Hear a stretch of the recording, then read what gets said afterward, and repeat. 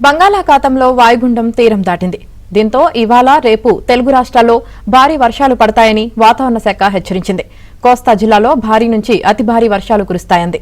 కోస్తాలో తీరం వెంబడి బలమైన గాలులు వీస్తున్నందున మత్స్యకారులు చేపల వేటకు వెళ్లరాదని వాతావరణ శాఖ హెచ్చరించింది. ఇటు తెలంగాణలోనూ భారీ వర్షాలు కురుస్తున్నాయి. హైదరాబాద్లో మూసి ఉగ్రరూపం దాల్చింది.